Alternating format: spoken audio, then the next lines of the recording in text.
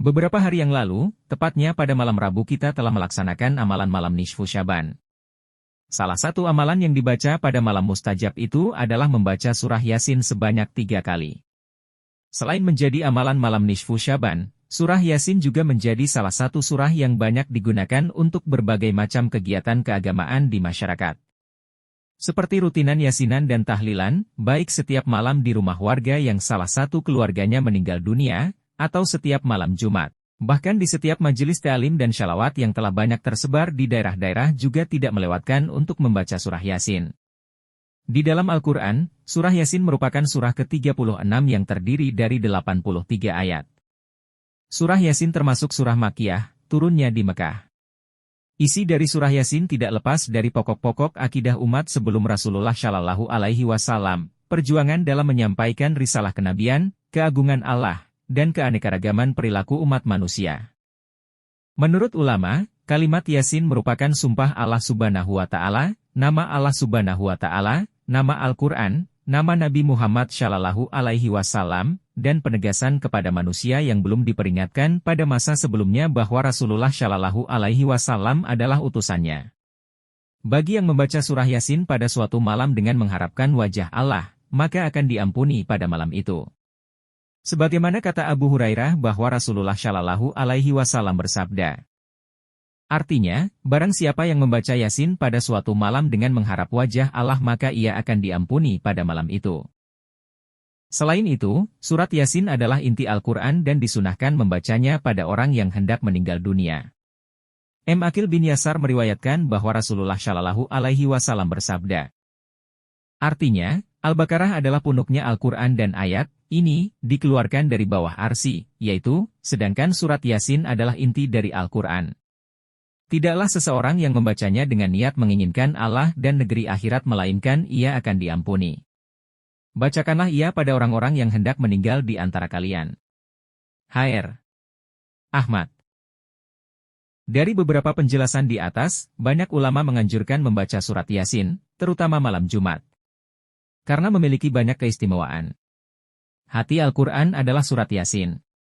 Barang siapa yang membacanya, Allah mencatat pahala bagi pembacanya yang sebanding dengan membaca Al-Quran 10 kali. Barang siapa yang membaca surat Yasin di malam Jumat, maka Allah akan mengabulkan permintaannya. Artinya, barang siapa membaca surat Yasin dan Al-Syafat di malam Jumat, Allah mengabulkan permintaannya. H.R. Abu Daud dari Al-Habar.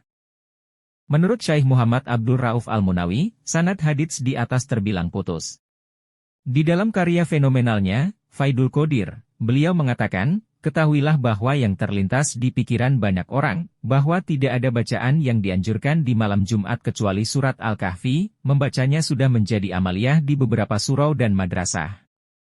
Anggapan demikian tidak benar.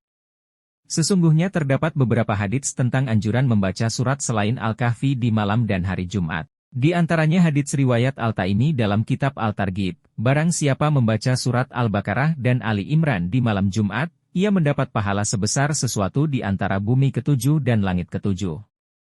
Ini adalah hadits yang aneh dan sangat lemah. Dan hadits Imam Abu Daud dari Al-Habar, barang siapa membaca surat Yasin di malam Jumat, Allah mengabulkan permintaannya. Di dalam hadits ini terdapat sanad yang terputus. Kendati kualitas sanad hadits tentang keutamaan bacaan surat Yasin di malam Jumat ini tergolong lemah, akan tetapi tetap dianjurkan dan dapat diamalkan isi kandungannya.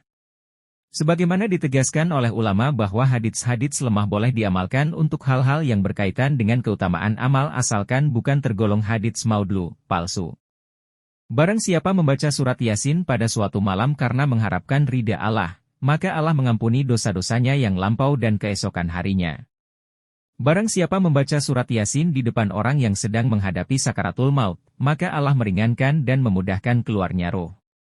Telah menceritakan kepada kami Syafwan, telah bercerita kepadaku para guru, bahwa mereka mendatangi Gudayf bin Haris At-Sumali ketika penyakitnya sangat parah. Lalu Syafwan berkata, adakah di antara kamu sekalian yang mau membacakan surat Yasin? Syaleh bin Syuraih As-Sakuni yang membaca surat Yasin. Setelah ia membaca 40 ayat dari surat Yasin, Gudayf meninggal. Dengan lantaran itulah para guru berkata, jika surat Yasin dibacakan di dekat orang yang sedang menghadapi ajalnya maka ia akan diringankan, keluarnya ruh dengan surat Yasin tersebut. Syafwan berkata, begitu pula, Isa bin M. Yutamir membacakan surat Yasin di dekat Ibnu M. Abed. Demikian pesan Rasulullah Shallallahu Alaihi Wasallam. Hr. Ahmad. Meringankan siksa kubur.